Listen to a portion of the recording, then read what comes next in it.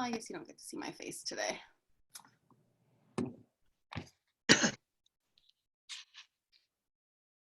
All right, welcome. I'm a little bit early just to give everyone a chance to log in. Hopefully you got a chance to print this image. And 11 people so far. Hey, we're doing great. I hope everyone's doing okay. Everybody staying inside, please. Feel free to type in, there's a chat box, there's a little button to raise your hand. If you hover over your name or at the top of the bar, there should be a little area where you can type in a question, or you can unmute yourself and ask a question if you want to. If you can mute yourself most of the time, that will be most helpful so that we don't get a lot of background noise. But feel free to chat in the chat box. I'm gonna just give everybody one more minute. I realized I didn't put the class website in that email, so I'll send it afterwards.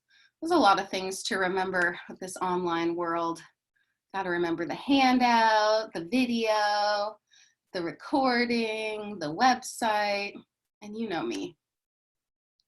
I live in the moment. So here we are, Brith of Venus. Hopefully you watched that little video and you learned a little bit about Venus. I'll zoom in a little here. So this is my fancy document camera that allows me to see you, or sorry, for you to see my paper, but everything's backwards, so it takes me a minute to figure out. So when you look at this piece, we see this is Botticelli's work of art from 1480, although in the video I think it said 1485 or 1483. This is a rather large piece. Some of you may have seen it in the Uffizi Gallery in Florence. And hopefully, so this is a tribute to spring. It's a tribute to Italy. It's a tribute to one of the most beautiful paintings in the world. It's my mission as an artist to stay positive and bring love and light to all of us in these times. So pencils. Pencils do not come the same. They come different widths and hardnesses. So maybe you have a regular 2 pencil, that's fine. You're gonna start with that. And then if you like drawing a lot, you might wanna get a few more pencils. Basically, the higher the number, the softer the pencil. So something like a 7B is going to be a lot darker and harder than a 2. You can see the difference right there. So I basically use a soft pencil and a hard pencil. You're not going to be able to get the darks that you want to get with a light pencil, and you're not going to be able to get the lights you want to get with a light pencil. So I'm going to use a 7B and a 2B today. Put the rest of them away. Don't need them. Some people like to use several different ones, but I'm gonna just keep it simple, and if you don't have that, just press harder. Okay, then hopefully you have an eraser. I like to have some hard ones. Let me just move this person.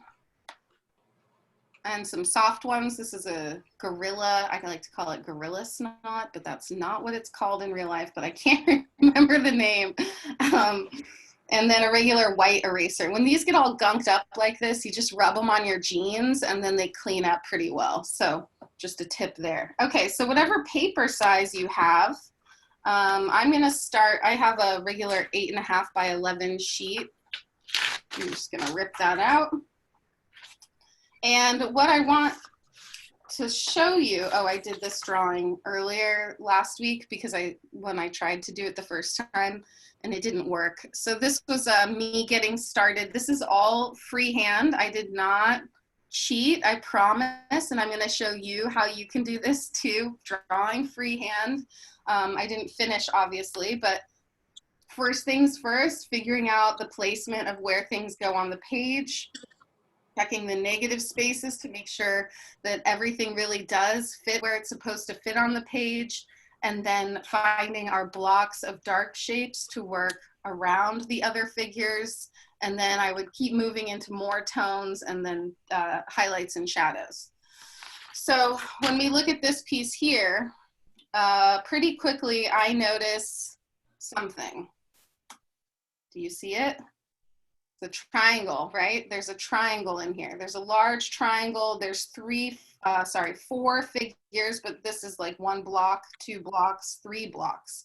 So we have 3 figures, 4 figures in the foreground, and they're creating sort of a triangle shape around her. So when I draw, I like to find the largest, simplest shape. So I might start with a large triangle like that. However, this rectangle and this rectangle are not the same, but the way to find the length of any paper, the correct ratio, is to find the diagonal. If you have a ruler, you can put the ruler up to the diagonal of your paper, like that. Okay, hold on. Someone's asking a question.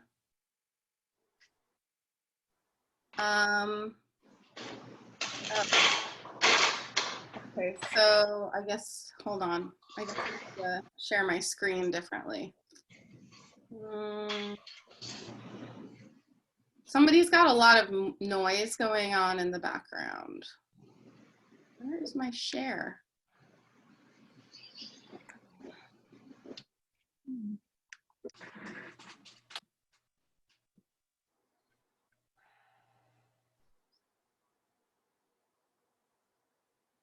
Is it working now?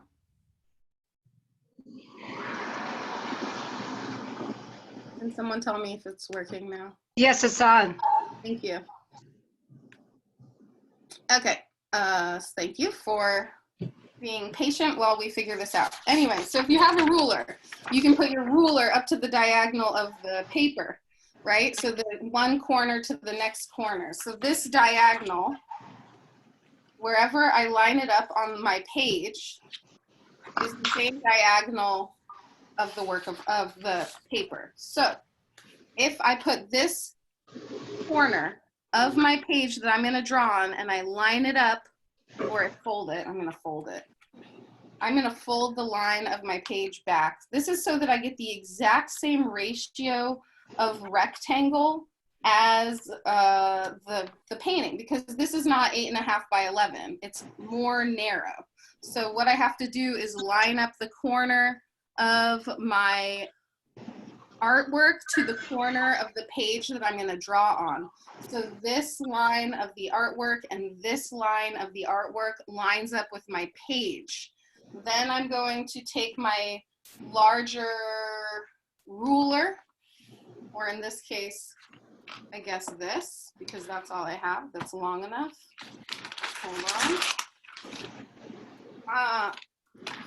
Every day, I think of things that are in my studio that I should have brought here, but okay, so I'm lining up the corner of my artwork down here to my piece of paper that I'm going to draw on. Let me get rid of this, not to confuse everybody worse. And I'm also going to take off my, well, I guess I'm not. Okay, so piece of paper you're going to draw on. The corner of the artwork lines up to the corner of the paper on the bottom and along the side.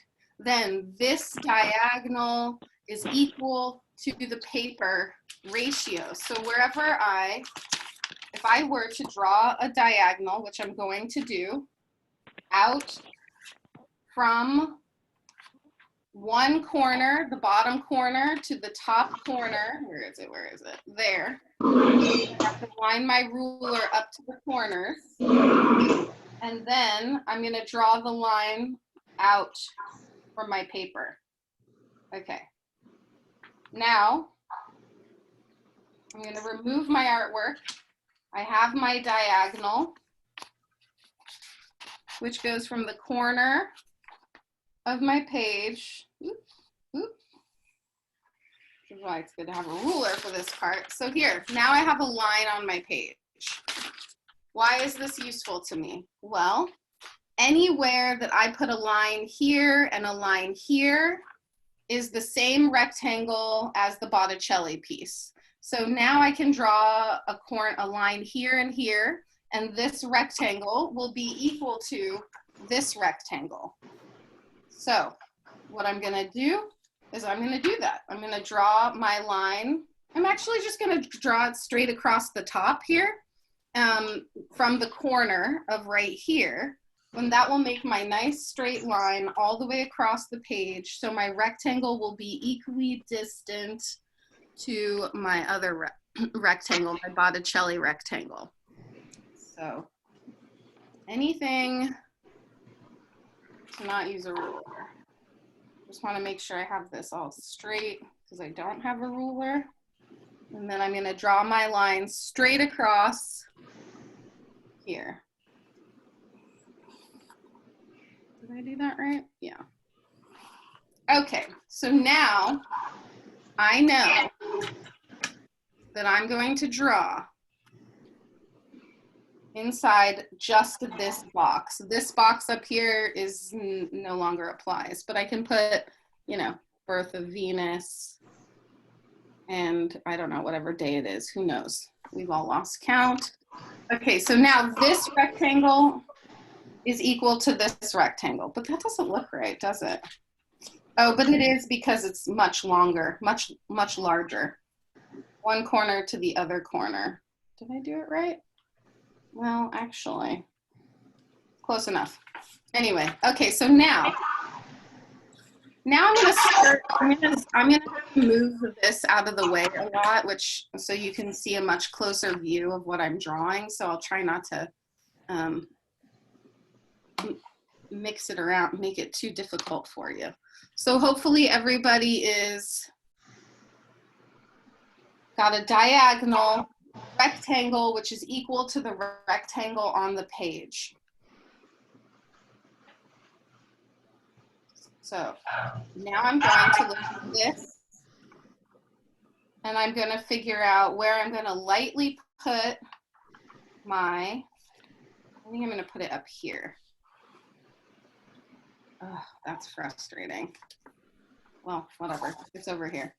Okay, so I'm going to put my main triangle here, which is about, pretty much right in the middle she is, isn't she? So I'm going to do a very light rectangle, triangle, not rectangle. Jeez, words are hard for me. So I hope that everyone's watching because the things that come out of my mouth are not always correct. Okay, so we have a triangle and an upside down triangle with this other figure here. So we have this figure. She's going to come in. What if she right now, she's just sort of a large shape. Let's put her in. She's got this, she's holding up her arm, and what I'm really trying to figure out is how much space she takes up in this little 1/3 area of her section. She takes up most of it with that big cloth. So right now I'm just putting in a big fava bean, and over here I've put a big triangle. So everyone should be with me because this is not crazy hard, right? We're keeping it really simple. We have a big triangle, and then we have an awkward shape, or we could call it an envelope shape, which is the shape that she pretty much would fit in if we wrapped her in a present. What shape would she be? We want to keep, look how I'm holding my pencil. I'm holding it really far back. There's none of this. We're doing lots of loose, loopy, flowing lines. Now over here, we've got, in this part of our paper, we've got those two we have, who is it? I wrote it down. It is Zephyr and Chloris here. Zephyr's the god of wind, and he's blowing her in on a seashell, and she is being greeted by an attendant who will cover her with the cloth. So over here, this shape, I don't know, you could actually go over it with your pencil. I see a big circular shape and then there's a longer oval. So that's exactly what I'm gonna do over here. I'm gonna do my big oval and then my larger circular shape. So people think that drawing is quick, and I'm here to tell you it is a very slow process. Now down here, we have in the middle, let me get this here. In the middle, we have Venus. So she's on a shell. The shell's larger than her, so we'll start with the shell. About how far up is that shell? Well, I'm gonna put it about here, this far up. So we have about this much room. That's actually a little high. So I'm gonna start my shell lower than I think, and I'm gonna put a big oval reaching almost to the edges of my triangle right there. So the shell and the shell. Now I'm gonna look from the top of my line, which is the sky from the top down to the head. How much room do you need before you start putting in that head? Well, about an inch, maybe. And she's an oval, a long oval.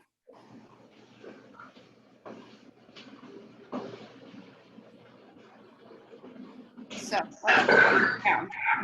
Now what we've done is we've placed all of our main shapes on the page. We have Venus in the middle as an oval, sitting inside a triangle on top of another oval, which is the shell. Then we have the larger envelope shape of a lima bean or a pinto bean, which are hard to get right now, by the way. I just heard it on NPR. And then over here, we have a long leg shape and then a clustering of clothing. Okay. So that is mapping out. That's number one. Always what you want to do to map out your work is that you want to place the largest shapes on the page. Most people don't start this way. They start right here. What is that? No egghead starting in class. We have to start with the larger shapes, the placement, because if you draw this beautiful head and you put it in and you get those eyelashes and it's in the wrong place, it doesn't matter. You have to move it over, right? Okay, so now we can start with the head because we've mapped in all these parts.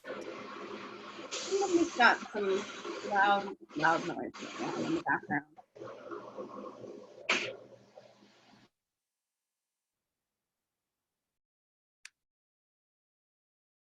Gotcha. So I'll give you a minute to catch up.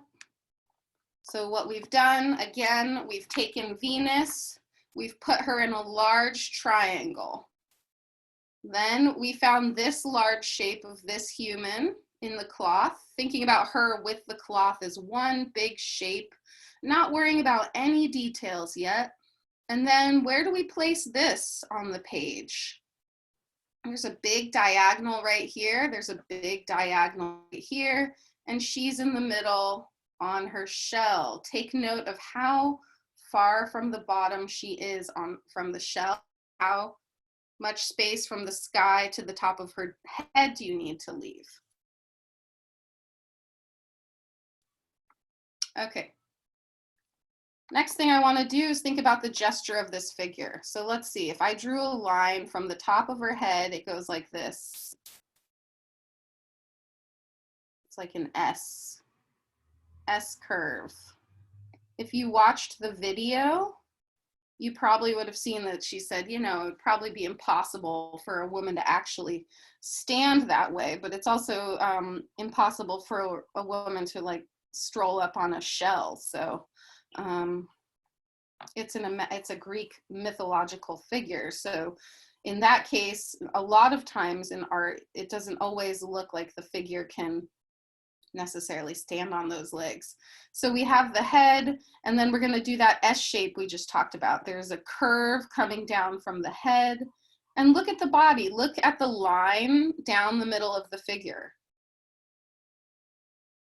We can over exaggerate it slightly, or you can under exaggerate it slightly, but I'm really trying to just get it as correct as possible. So there's my gestural line within my larger shape. I'm gonna fold my picture, which actually I recommend you doing. You could fold it into thirds if you want. Mainly I'm doing it so that you can see what I'm working on, but it also helps abstract bits of the form. So as I'm working, I start getting a whole lot of lines, and when I get lost, I might have to just clear out some of those lines. So now I have head, gestural figure inside, and now I'm going to start working my way into the form. I'm going to start putting some angles of those shoulders in. So the shoulder angle, if you hold your pencil up to that angle, you'll see there's a very big angle down from the shoulders, and then it comes down. Now, it's always my tendency to draw too large. So that's why the system that we're going to use today, it really is the only way to draw. Am I allowed to say that? It's the best way to draw. And that's because it allows you to learn to see in a way that you wouldn't have expected, and you start seeing more and more and more and more when you do this. Okay, so what happens when you start drawing a figure is that you get stuck in it and you start doing what I just did, which is being really careful. And then I have to quickly check myself and back myself up and go back to my looser marks. But it is okay to start building up these marks. They should build up. My darks build up from me going over the line, thinking about looking here and going like this to mimic that. I'm going like this, and now I'm mimicking the thigh. Then I go to the other thigh, and I'm sort of just trying to follow those gentle gliding lines that are going across the form. So her form, the torso angles, the head angles, she has a really long neck. So let's put that neck in. And all of these things are negotiable. Nothing is locked into place. Everything is movable. Let me make sure. Okay. So building, I don't even like to call it making a drawing. I call it building a drawing because I really feel like I'm building this thing. So now I'm starting to break this up into more and more simple shapes. Maybe you need an oval for the thigh, another oval for the other thigh. Maybe the torso needs to be broken up into a circle for you. The thing with it is you have to be okay with letting it not look good for a while, and that's okay. So you can see right now I'm getting a whole lot of lines happening, and I know that that arm's probably going to go there. So I'm going to just clean that up. I'm going to take my eraser, my soft kneaded eraser, that's what it's called, kneaded eraser, and I'm going to work out some of these lines because number one, she's got very, very light skin, and so she's going to be very light. And two, I don't want to get confused. So when things start building up and I'm clear about where they're going to be, well, they're probably going to move again, but we'll see. Okay, so now we're going to break this up a little bit more. We've got this shape here. So instead of getting stuck in Venus for too long, and now I'm seeing this knee is going to have to move up. What I want to do is trick my brain and move over. I want to trick my brain, and I'm going to start working on this shape over here and bouncing around the figures, the shapes, to make sure that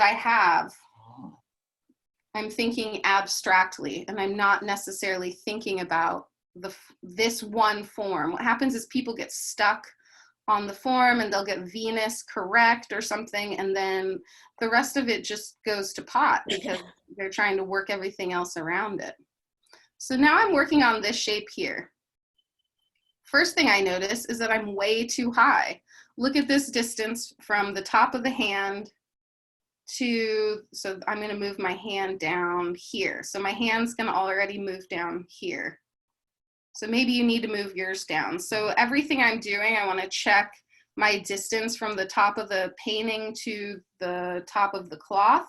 So that's gonna move that down here. So I'm working right here. Now I've gone into the head area. I wanna make sure that I have enough room over here. So this cloth, there's just a little bit of room. It starts there. So I'm working everything from the outside. Look at this mountain to her hair right here. So let's put in a little distance mark right there. And then, so now I made my envelope shape, but now I'm clarifying my envelope shape. So check out this distance. Let's see, she's gonna have her hair come out over here behind her shoulder. So if you haven't put her shoulder in, get Venus's shoulder and arm on the right side, and then add that hair lump. Now the trick to drawing everything specifically human beings is not to think of it as hair, mouth, eyes, arm, but to think of the more abstract shapes. Because this is complicated. The first time I did this, I thought, wow, this is complicated. Nothing like picking a masterwork to work from. But what do you think that'll do for your drawing skills? This is what every apprentice did for years and years and years, is they copied masterworks to get good at it. Okay, so her hair shape, you could do this little bang piece, and it literally reaches over to that hand. So if your hand and this hair shape is not making sense, then you've done something wrong. If this hair shape, her large ponytail, check the distance between the hair shape and the cloth. And then, so how can you break everything into a triangle, a circle, a rectangle, or a simple shape of some sort? Okay, so I'm getting pretty dark in here again, so I'm gonna just take my eraser.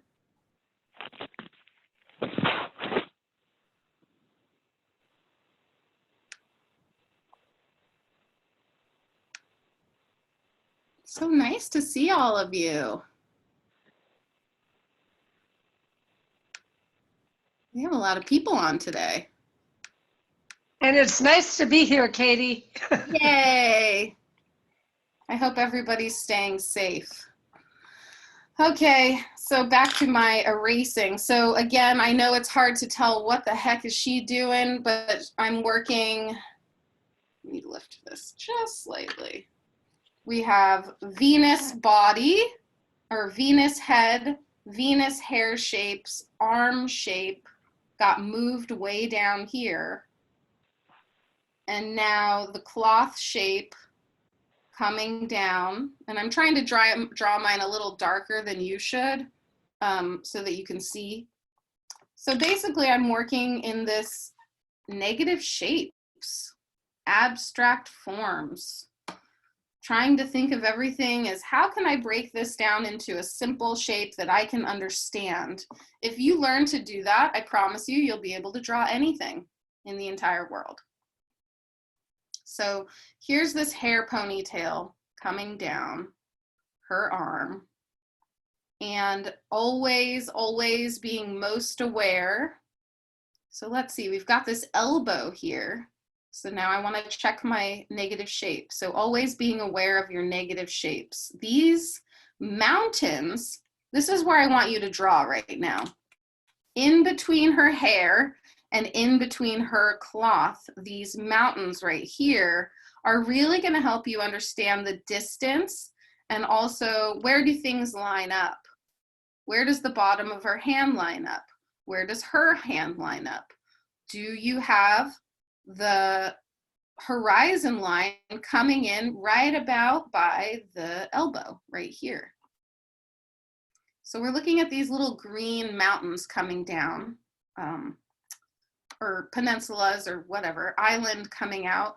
And you want to work this negative space right here. Before you start getting into all this doodads, you need to work in between. So I found my first mountain range here. Maybe I can actually just get rid of her for a sec. Okay. So my first mountain range here to here, and then I'm gonna come bring this next one out right here. Checking these distances, so that's a little narrow. And then bringing it down. So working in contour right now. So my island that's coming out has to be perfect for everything else to be perfect. So not only does the distance of the width here matter, but also how tall they are, because if I'm relating my mountain range to, you know, where her hips land, well, if I'm not right, they're going to be in the wrong spot. Gotta give her a little curvature here. It's hurting my brain. That's a good negative shape, this one right here.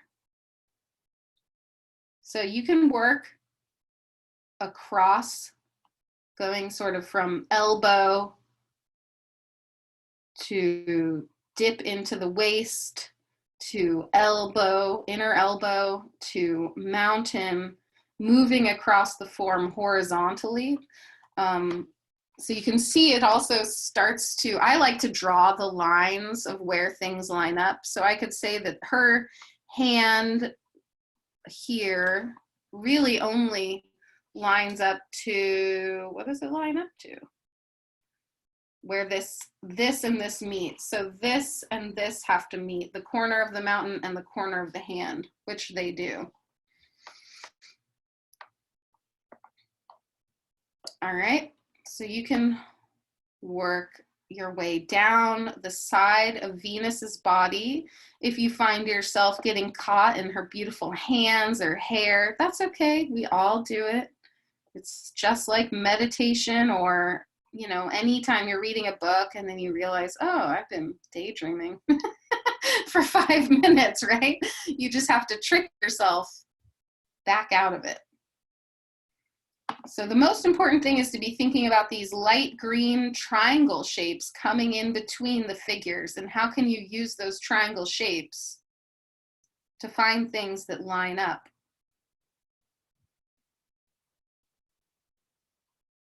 We're not worrying about lights or darks or shading at this moment. In fact, we really don't want to do that to ourselves, because we're still in the mode of erasing a lot until it's correct. I think that you'll really fall in love with drawing when you really get excited about adjusting your drawings and fixing your drawings. It's really about changing your mindset. Like I think that when I made a mistake in the past, I used to think that that was a bad thing, but then like art is really just about making a series of mistakes and learning how to be willing to erase and readjust it until it's correct.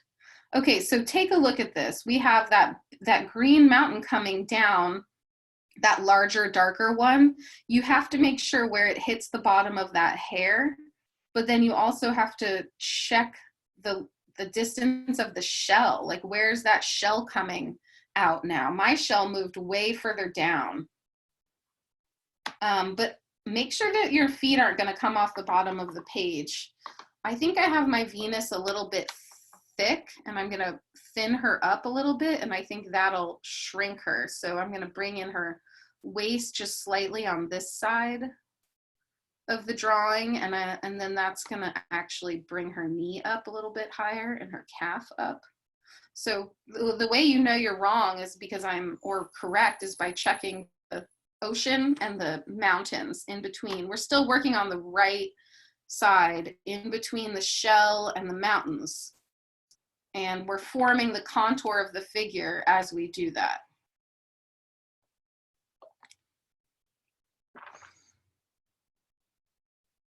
I think one of the biggest mistakes people make in drawing is they decide they like a part, or like something worked really well. Oh, this hair part looks really good. And then they're not willing to get rid of it, even if it's in the wrong place, or for the sake of the drawing. Sometimes you have to erase your favorite parts, unfortunately. But what I found is when I do that is that the drawing gets infinitely better, and that's how I've grown the most as an artist. So look at me, I'm just sitting here talking, and then I start doodling in the fingers. It happens to all of us. You guys are working hard. I can see you working away. How's everybody holding up inside? I'm getting a little stir crazy lately. Luckily, we live, I mean, I don't know. They said not to go outside now. I don't know. I have to go for a walk for my sanity personally. Okay, so now for mine, this shape, the island to the shell is looking too small, this area here. So I'm going to move my mountain line up. And that makes sense because I don't have the bottom of that hair in yet either.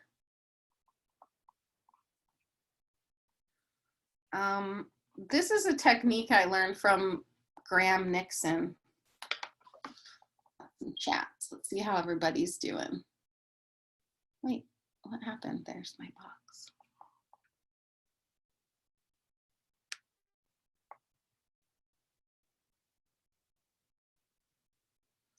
The one thing,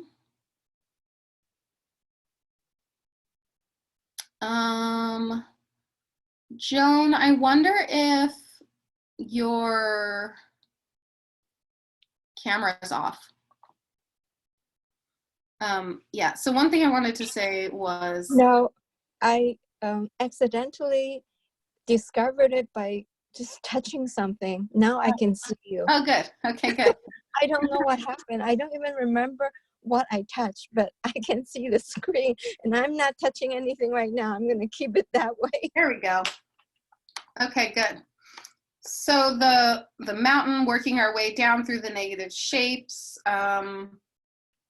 working your way down the seashell. Now this is where I always lose it, guys, because I can never get the feet high enough on the page. So I'm going to work my way up now. So if you know that you're someone who always cuts off the heads or always cuts off the feet and gets things wrong, like I literally always cut off the heads or feet because I tend to grow. My drawing gets bigger and bigger, and I can see just by looking at this and this that mine is much bigger, although I know my page is slightly bigger, but still looking pretty big. So now I'm thinking about this tiny dark bit under here and that circular shape that it's making that is still part of those islands leading us up to the land. Also a really important dark shape for us right now. So that'll help me know where this shell goes. I'm just going to put that oval in so that I can make sure that her feet do sit on that shell and they don't end up off the page.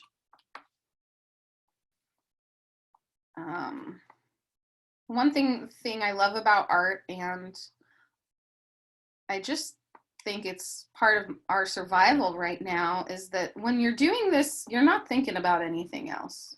I mean, I'm talking, so that's probably you thinking about that. But you know, when you're at home, if you're probably going to finish this, we can finish this. It's going to take several hours, so we'll do this in probably 2 parts, just so you know. The first one I've been working on it at 3 hours, about something like that.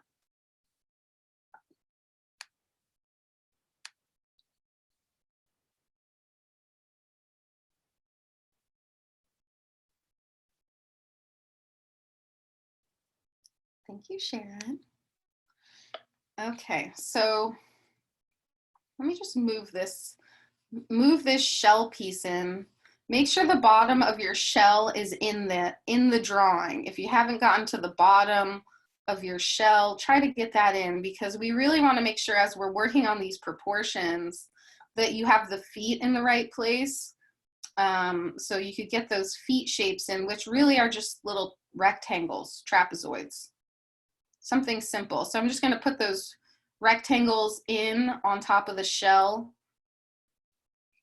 so that I can have that in there for sure, because what I know needs to happen is that this calf needs to move up a little bit. And so does this one.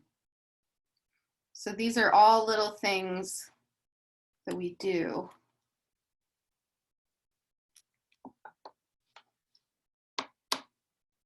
Anyway, back to what I was saying. I learned this technique from Graham Nixon.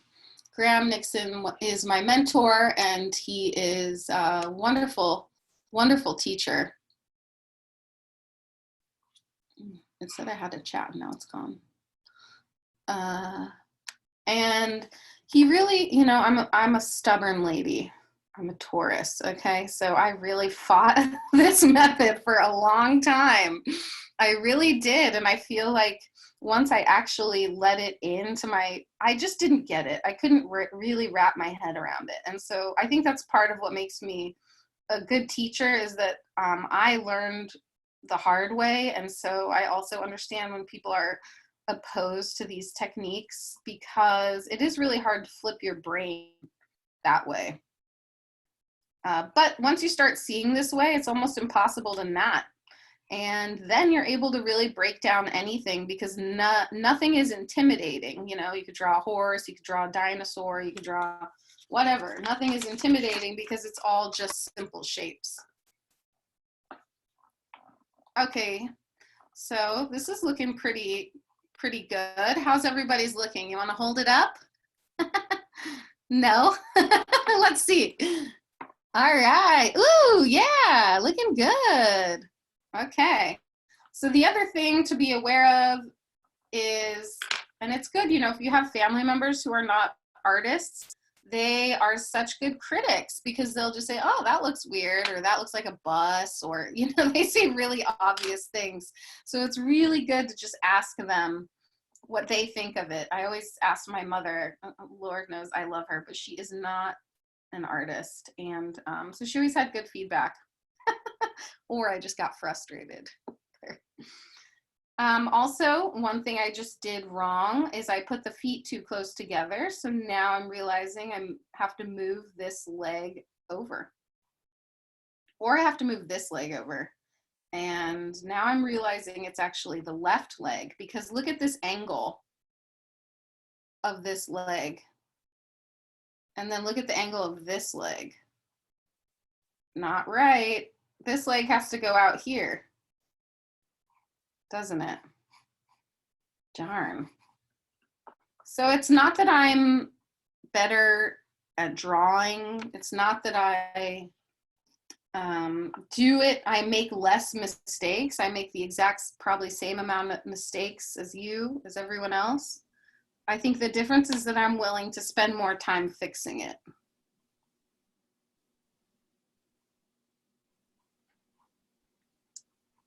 And since we all have so much time on our hands, we can spend a lot of time fixing our drawings. Okay. I never realized until I went to the studio school that, you know, good drawing can take weeks, it can take days. So don't expect to have an amazing piece of art in a few hours. Obviously, I know you know all this stuff. I'm just talking. Did you watch the video? The like quick 5-minute video I sent about the piece, about the painting? Yes. Really? Has anyone seen it? Yeah, Heather has. She's shaking her head. Elise has too. Ooh, Elise has too. I also watched part of Wendy's, the nun. She had a love lot of different take on it also. Oh, I didn't see that one. We used to watch her in high school. My art teacher would put her on. She thinks because he never got married that he has this idealistic approach to women, that they're absolutely perfect. was kind of interesting. I'm okay with that. He can think we're perfect.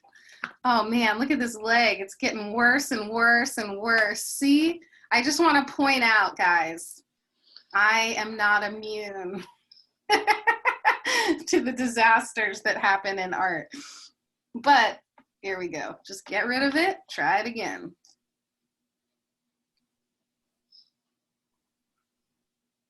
And this is why we like to have a lighter, more erasable pencil for this part.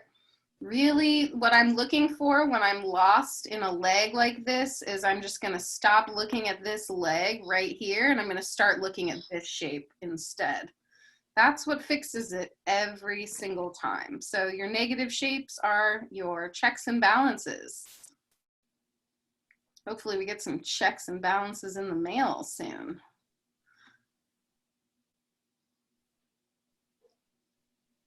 Okay, now I'm starting to feel a little happier with that foot, even though it's definitely still too big. So we'll just cut that off right there. Keep it going. All right, so I still have elongated something to the point that there's not enough room for water, just a little bit short. I also fully believe in taking breaks from your drawings when you need to step away from the drawing and then come back to it. I will see things. I had this out, the other drawing out, and I kept leaving it out and then coming back and seeing things. My foot's a little weird in that one too.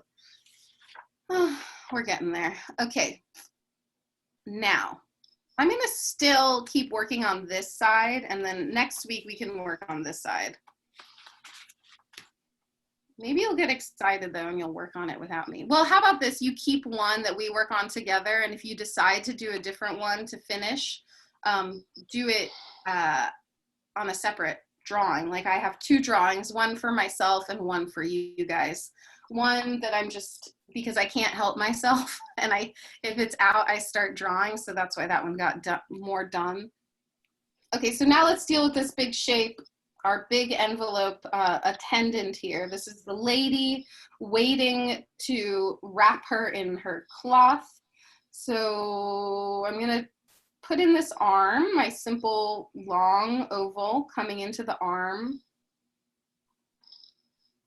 And then it turns, so the arm goes this way and then it goes this way. So if you put your pencil up to that line, you have this, and then it goes this way at the elbow. So we're gonna have an oval and then another slight oval going this way.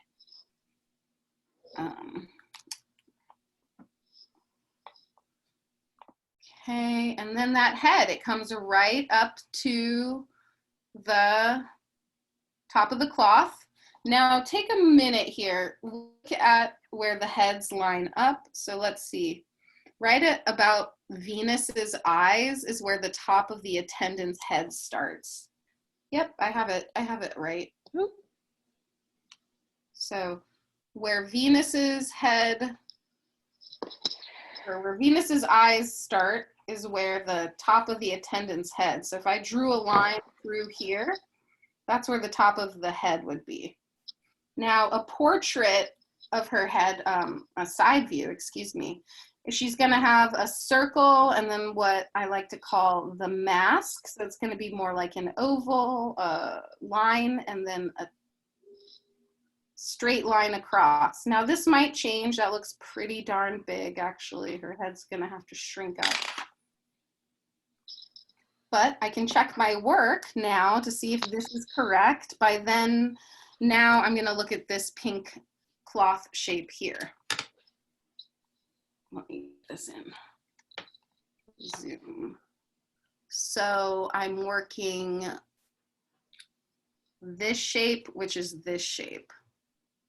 So now I'm gonna make sure that this shape is here, and that's gonna meet right at about her chin. Her chin comes up, and then with the portrait, it's pretty easy to get lost, so it's good to just put it in, leave it alone, come back to it, put it back in, find those negative shapes. So I'm going to pull that out. And I'm looking at simply this pink shape right here with flowers on it and nothing else.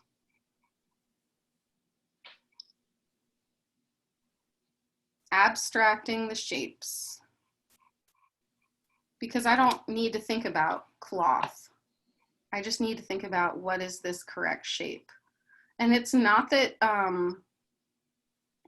there's anything wrong with it being a thing. It's just that our brains try to solve problems for us.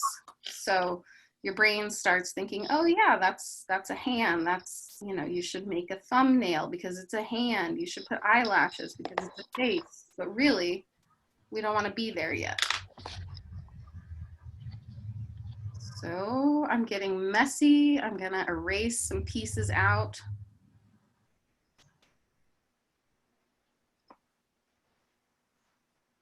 I know all these lines are not right that I had put up here when I have the cloth way too high, so I can get rid of all the lines that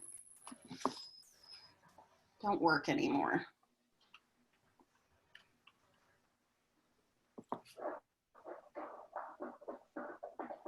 Okay, so this shape, it's, you know what's funny? I look at this and I look at this and I think it looks the same, and then I look at it in the camera and I can see what's wrong. Another good way to see what's wrong with it is to look at it in the mirror. Hold it up to the mirror and it'll look really clearly, really quickly what looks weird.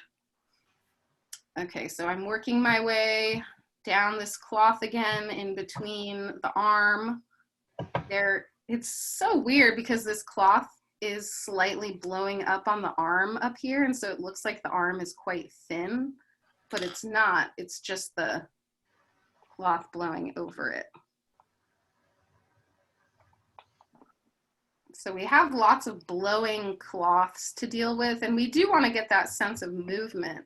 One thing about this painting is people do say it is flat, and that is partially because even though the figures are very three-dimensional, they are also all on the same plane, all the same size basically, because they're all on the same plane. So there's not a lot of depth. It's basically just foreground, background. So just interesting things. What the heck am I doing? All right, you guys talk now. Tell me something. What have you been doing to stay sane?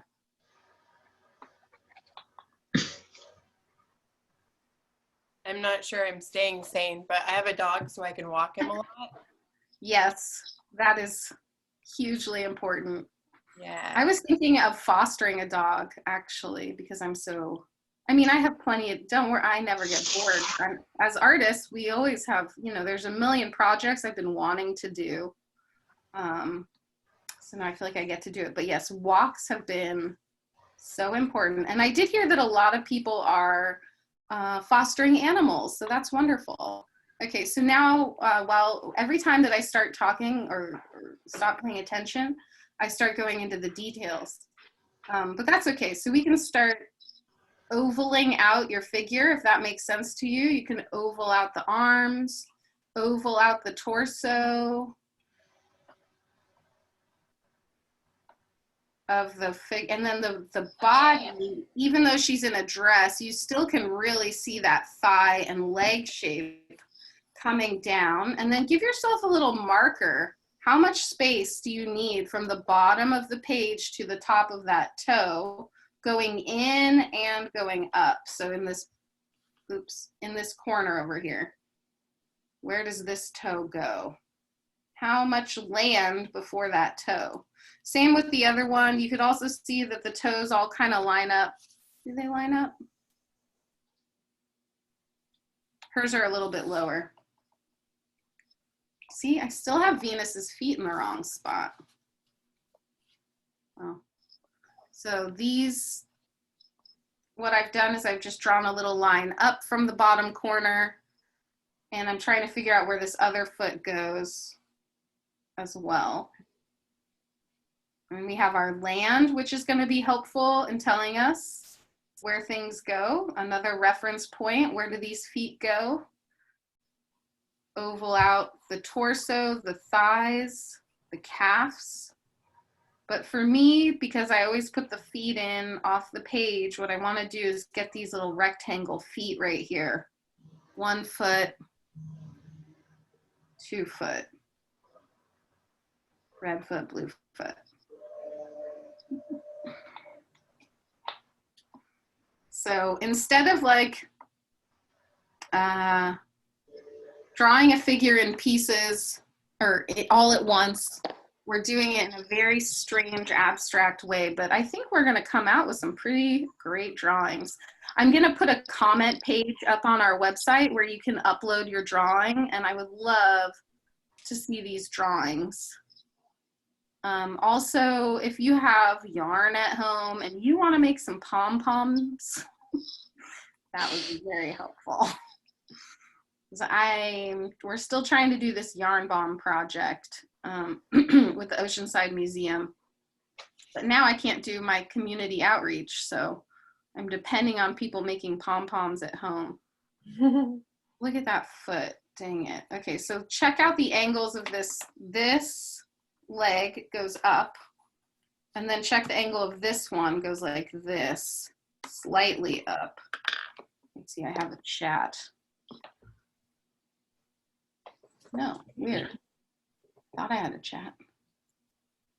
So thank goodness I got this document camera. I asked for this thing a couple years ago for my watercolor class, and so I took it home so that we could do this, and I'm so glad. Yeah, that's Can everybody see it pretty clearly? Or am I? Yeah, I can see really clearly. Oh, good. What's a document camera versus like a regular camera? This is, so it hooks up to a projector, and basically you can put any document under it, and then it's called a Lumens, Lumens. And this one in particular is called the Ladybug. That's so cool. It's really cute. It's just a camera lens that and it's a machine. And, you know, kind of like back in in the old day projectors in school that we used to use, they would project the picture of the paper, you know, they would have their hand out and then it would project onto the wall. It's basically that. It's the same thing. Only it's just fancier and much smaller and connects to your laptop instead of or a projector or a TV, really anything. So glad that I thought of that, because a lot of teachers do not have that, and it's hard. Although selfie sticks and iPhones, I don't know what people are doing. Now I'm just working my way around the cloth of the white area. And this should be pretty easy for you to see, these big dark shapes. I love dark shapes against white light shapes because it's so easy. Look at this clear as crystal shape right here. Now, before you do that, you might want to throw in a couple of these tree stumps because they're going to help you know the distances. Like here. I'm going to put tree shape number 1 here. Actually, I'll just use my ruler. So one thing I noticed the first time I did this is putting in the trunks really helped, because it helped me find the distance of how close I needed to get in. So there's one trunk. 2. Oh, I need a ruler. I'm always telling you guys to have a ruler, and I don't have a ruler. I'm just going to color in these tree trunks because I'm confused if I don't. So at this point, when there's something that you know is a dark shape anyway, and if you need to color it in to see it, they're just going to get darker anyway, so that's okay. So for example, if you want to color this area in down here dark, so that you can understand that shape and help see it, by all means, because we're just going to make it darker later. Just be aware that if you then put your hand right on top of this, it's going to smear it. But we are going to darken all those shapes, so if you already have a dark shape and it helps you see the shape around it, like even this whole area up here, the top of the tree, you can block that in if it helps you.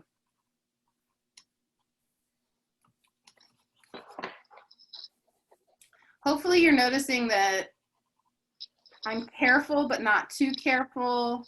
I think a few things I learned that, you know, in grad school, like people, they just said, okay, staple it to the wall. And I'm like, what? You want me to staple my nice drawing to the wall and put holes in it? And they were like, yeah, why are you being so precious? Like, you've got to get over yourself. Your work's not that good. Just put it up, you know? Not that it was, not that, but basically these are learning drawings. They're made to be for learning. They're not made for art galleries. So let yourself make a mess, let yourself make too many marks and scribble it out and erase so much you rip through your paper. Who cares? Staple it to the wall. You know, these are for the sake of learning and getting better. And we don't need to be precious. Okay, so I put my tree shapes in, I darkened them up, and that made me realize when I put this third trunk in that the cloth is too large. I'm gonna move the cloth over.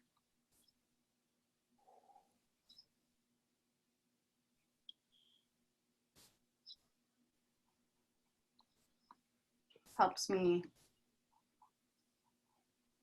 Those trees really helped. Find the spaces between the trees and then get that pink cloth coming over.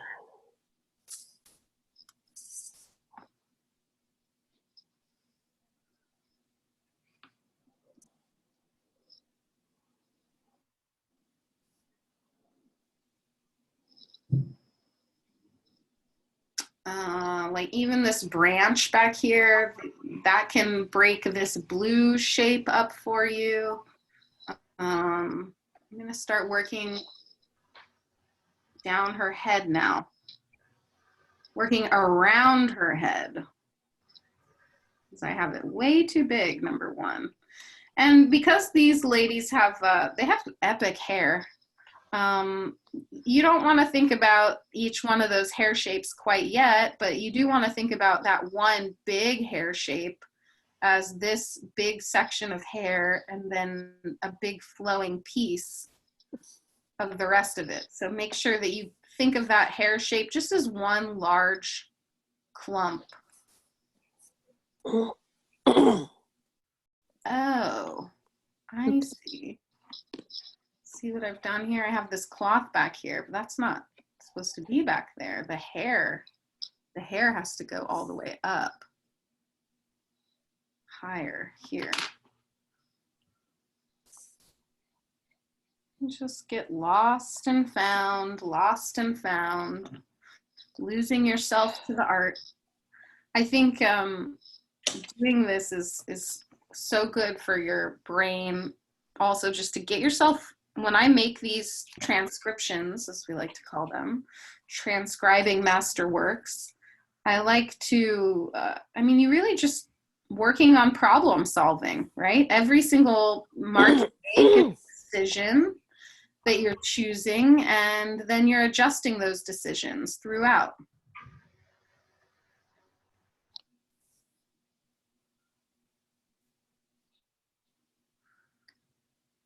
So when you get to the chin and you get to the head, you check your things around it. So like the arm isn't coming out of the mouth, it's coming out of the chin. It's coming from the bottom of the chin.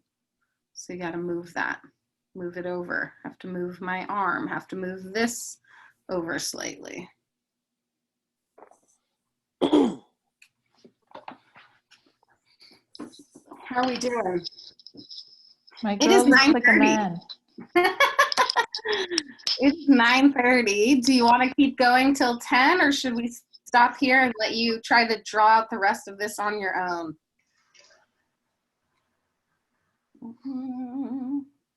I'll go till 10. Yes, Katie, we like hearing you talk.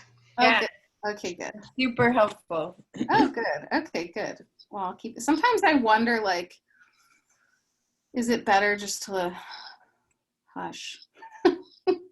I mean, of course it is sometimes.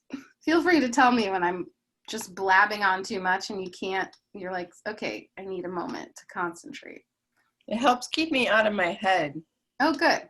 Because I feel like if you stop talking, I'd stop drawing. And you'll put yourself, you'll get caught in something, and then because I get caught and then I catch myself, hopefully that reminds you to catch yourself too. I mean, it takes a long time to learn to knock yourself out of your default settings. And also when you talk, Katie, and Mhm. we're looking at our painting, we know where you are. Because Okay, we do like watching you, listening you, and doing our job. So it okay. helps. Oh, good. Okay, good. We'll keep going. I'm not going to go for 4 hours though. We do have, we're not always going to do transcriptions. I did find some videos of actual live model posing. So we can do that together. We can do real gestural drawings and things like that next week. Oh my gosh, look at me going into shading. Who the heck do I think I am? Goodness. See? Okay, so don't worry about leaves. Don't worry about the little patterns on the dresses. Don't worry about her collar of the attendant. She has leaves all around her. Just try to get the dress shapes.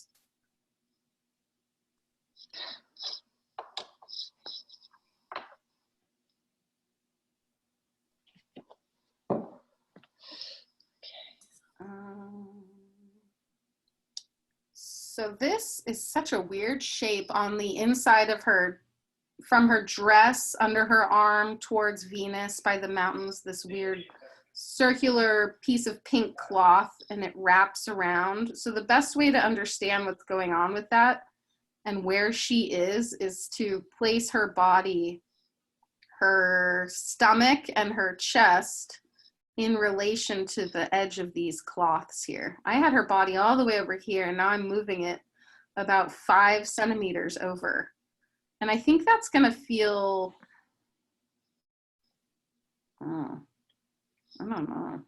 See, so if your body's in the wrong place, is it the body in the wrong place, or is it the cloth in the wrong place?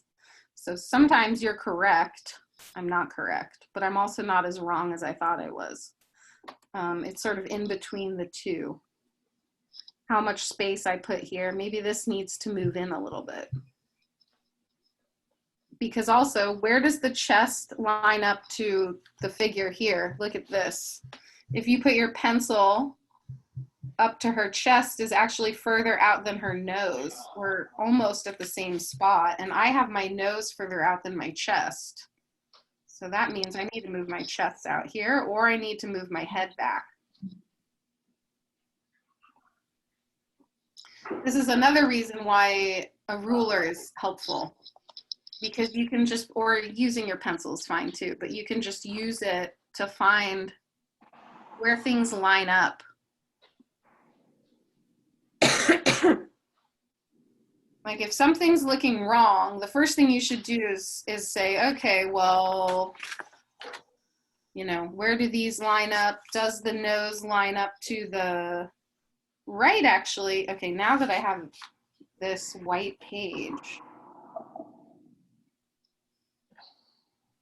I'm gonna say the nose and the chest basically line up to each other. If I look here, nose, and then her chest and waist is coming in right there.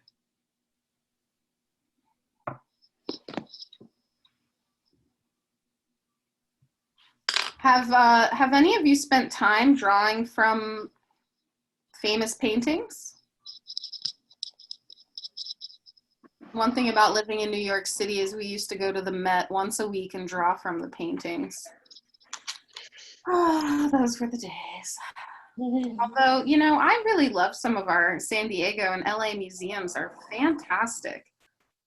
LACMA, Getty, Broad, the San Diego Museum of Art is great, San Diego Museum of Contemporary Art. And a lot of those places are holding virtual sessions right now, live art shows.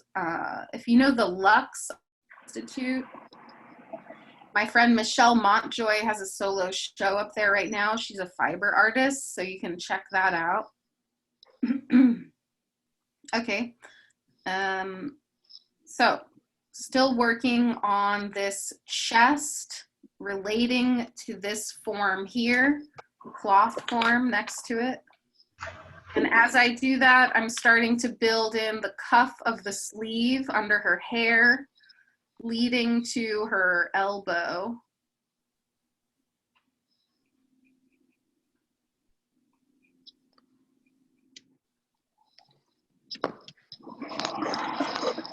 And I think that arm is pretty much horizontal, maybe a slight angle coming down here. So that's gonna rotate just a bit. Change the angle.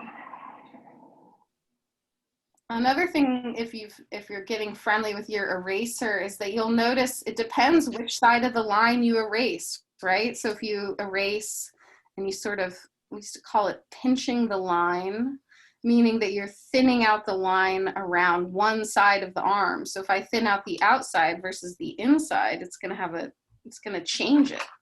Very slight, but important things. Okay, so how does your arm relate to your cloth, relate to the chest and waist? How are we doing? Not bad. Not good or not bad? Not bad. Oh, good.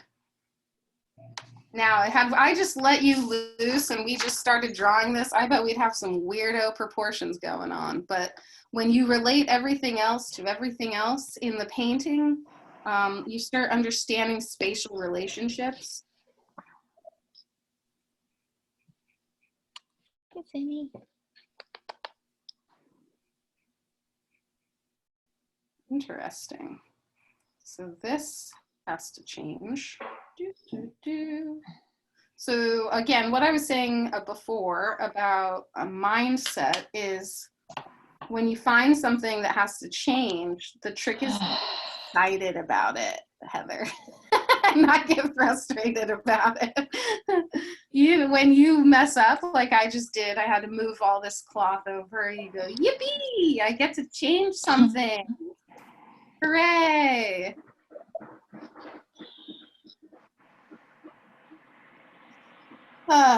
Another thing that would happen in grad school is we would do a drawing or something, and then he would say, okay, paint over it and try again. And you're like, what?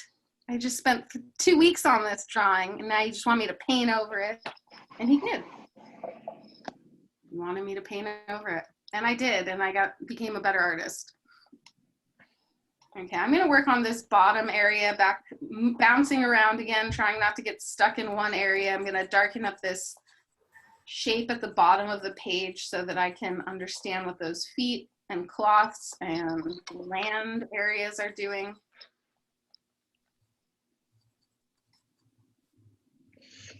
If you are a person who rubs your drawing with your hand, you can always put a piece of paper like this over your drawing and put your hand on it, and then you won't destroy your graphite. I've definitely been known to do that. Because I forget, I'm up here, and then you don't realize that you're smudging everything below it.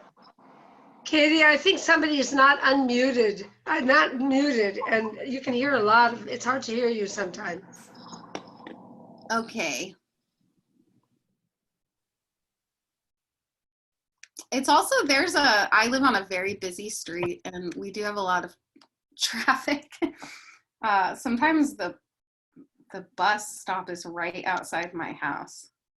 And let me tell you guys, I live next door to a pot pie shop. Apparently, That is the thing to be eating right now. There has been a line outside my house for a week for people to buy pot pies. I'm telling you. In an apocalypse, comfort food is the thing to have. So if you need a business strategy, pot Do you pies. live by the one on Park or El Cajon? Park. Oh, it's so good. I love that place. So good, but I've had too many at this point. But the ice cream doesn't get old. There's an ice cream shop. Oh my gosh, Stella Jeans is my favorite. Are they still open?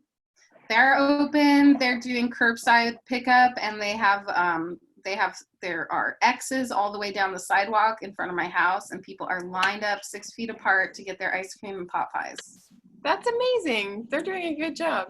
They are doing a good job. 6 feet apart tape. I think that's really helpful. Yeah. I mean, you know, people gotta eat. We have to eat. And pot pies are where it's at. And the more restaurants that do takeout, the less people have to be at the grocery stores at exactly the same time. Yes, definitely. Yeah, the grocery stores are something else. I hope everybody knows that if you're over 65, that I think the first few hours the grocery store is open. Somebody's talking. And that's okay. You can talk. It's just that make sure you unmute yourself if you're going to talk, because I'm muting everyone. I'm trying to. Katie, what they're doing now at a lot of grocery stores is you wait in line and they only allow so many people into the grocery store at one time. And then every item is only 2. So Trader Joe's is doing that. And I think some of the other stores are. It's great. Yes. And for those, I know some of you are really big sewing people. And I have a sewing machine. I'm going to start making masks. They're asking people to sew masks for the hospital workers and for anyone really. Oh, that's wonderful. Also, for your project, Katie, I know yesterday the yarn shop in Liberty Station is open. Really? Yeah, it's you just knock on the door and there's a sign that says just knock on the door. And it's next to Chi Chocolat. Oh, cool. Yeah, I know exactly where that is. I can't think of what its name is, but I normally have an artist studio by right the above San Diego them. on the other side of the building next to the San Diego Watercolor Society. Totally. Yeah, it's Barracks 19. It's the one that they're in. I was wondering if like Artist and Craftsman was open, and I was thinking the same thing. I do have a little bit of supplies. Tarya, I don't know if you're on, but I'm going to you soon. I have a few people, but I'm almost out of supplies, and the museum does have a lot of supplies that got donated, but I'm waiting for them to get back to me and get them to me so that I can deliver them. But then during that time, they said no one, then they said everyone has to stay in their house. So I don't know. I mean, I'm willing to throw bags of yarn to people's doors this week, but I'm running out of supplies. I have about 10 pom-pom makers left, but I don't have any yarn. So, or I have maybe 1 bag of yarn to pass out, which is for Tarya. So, okay, let's see. So how are we doing? Now I'm seeing so many problems. Goodness. So if you check the dark shapes, I want you to think about your dark shapes now that go around her. So the tree shapes and the ground shapes and the horizon line. I have to move my horizon down. Do I? Yeah. So looking at your big dark right-hand corner. Oh, my favorite thing, corners. Love those guys. Okay, so that's good to know. And then I'm not sure if Amazon is doing non-essential orders at the moment, but you might be able to order yarn. But I don't really know if it's worth it to like risk people having to deliver stuff unless it's an essential item. But if you do have yarn at home, you can make a pom-pom without a pom-pom maker. but if you don't have yarn, you can't make them. Okay, so I think this is looking pretty good on this side.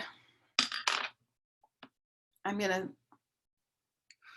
clarify my sky. So first I want you to think about your darks. Put in those dark shapes, the dark leaf shapes that come in between the other shapes. And then we'll think about all those bright whites around and make sure that we erase out all the stuff we don't need. So right now I'm just doing a little leafage.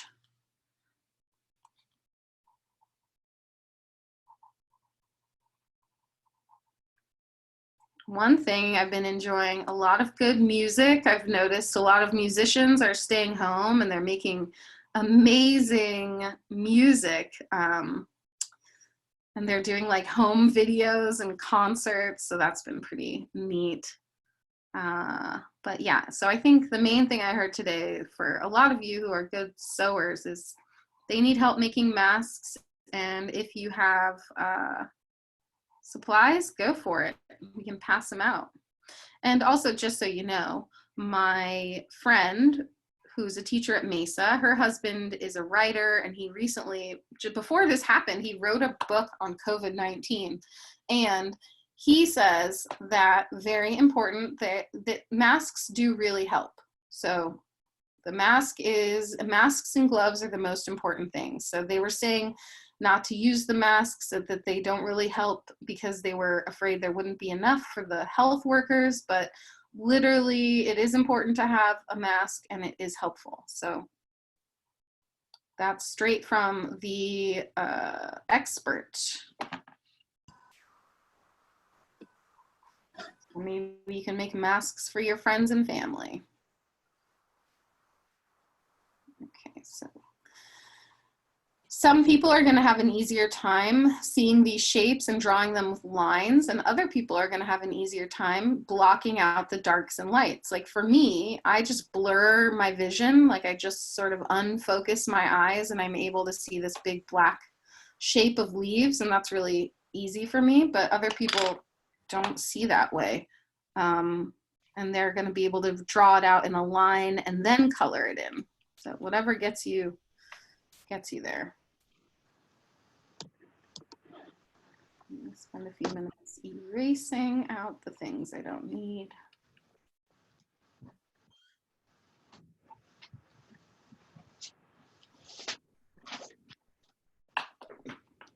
Oh my gosh, now we have to do this whole other side. We'll do that next week. Or you can do it on your own, but I'm going to continue on this one next week because I think it's important to go through the whole process. And I'm actually very excited about doing this with you guys because when I do demos in person, I get nervous and I rush a little bit more than I should. And so this way you really get to see, well, also because I want you to have time to draw, but this way I get to demo and you get to see just how long I would take if I was doing this just by myself, which I do for fun, and which you will now do for fun because you'll love it. So another idea is to go look up in your books, your favorite artists, your favorite paintings, your favorite drawings, and try to draw them.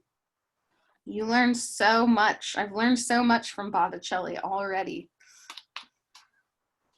just by doing this. And thank you to all of you who've already made me tons of pom-poms. Shout out to Natalka. She's made me at least 100 pom-poms. June made me 100 pom-poms. Tarya is making pom-poms. There's a lot of people doing really great things for each other right now. Someone left muffins on my aunt's doorstep. That was so sweet. Take care of your neighbors.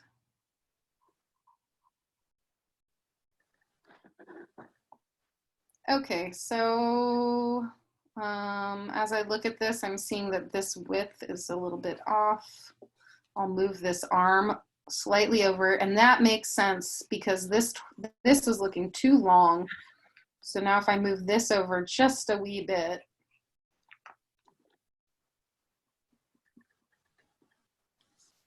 everything's still negotiable. Nothing's locked in.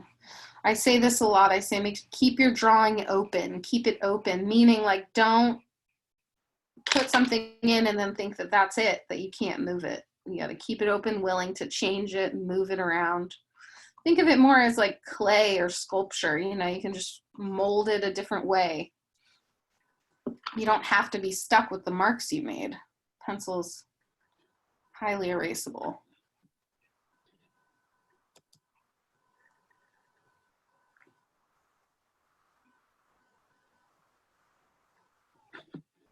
Okay, just making little adjustments, and what I'm gonna do today is leave this out. I like to leave it on my counter, leave the picture next to it, and as I take breaks doing other things throughout the day, I look at it and I notice things that I still need to fix about it. So I think that's another really important part of having a space to work and being able to leave some things out. For me, I always have art out that's not really finished, or I don't really know what to do with it. It's not quite done because I need time to stare at it and figure out what's wrong with it. I hope you all have a nice little space to work in.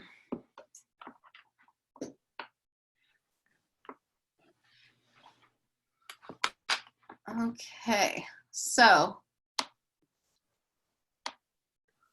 it's amazing that in an hour and a half, this is what we got done. But to me, that's quite an accomplishment, don't you think? I think that learning how to draw slowly and navigate through every inch as if you're a little ant through the rest of this drawing is the way to do it. It's the way to get it right. It's the way to understand the composition and the tones. And we're going to continue on with this. So things that you can do before next week is make sure that you do have these two figures in the right place. Working on finding your large shapes, and then you're welcome to block in the dark shapes of the trees and the ground below if that helps you see. We're going to end up putting in the tone anyway. They're going to get darker. I mean, this is going to get pushed basically to black, so scribbling it in with some darks is not going to hurt it. And with that being said, I'm going to go paint the house now, because that's my chore for the day. Yeah. So any questions about where we're at right now? What you can do is get your drawing to this point. You can get it a little darker if you want to finish the rest of her body over here, you can. And you can also work on the shell, marking out those lines. So making sure that these lines are coming out like that. And then next week, we'll tackle this guy together, okay? We're gonna do this part next week together. So. What house are you painting? Oh, I'm painting actually the inside of the gallery of Safiri Gallery, which I'm going to have a solo show at in May. So the walls are really dark gray and I'm trying to get them white. So I have to do like 3 or 4 coats, I think, to do that. Nice. Yes. What work are you showing? It's all new work since I am now in the coronavirus artist residency.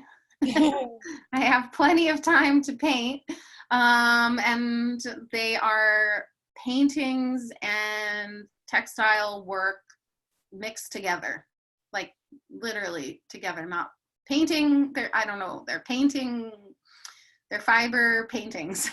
They're painting fibers, fiber sculpture, textile paintings. Cool. I don't know what they are. We're trying to make it, we'll see. It's a whole new body of work. So I'm excited to show you all after I cover this dark, dark gray. And it's May 14th, but who knows if that'll get pushed out. Probably, you know.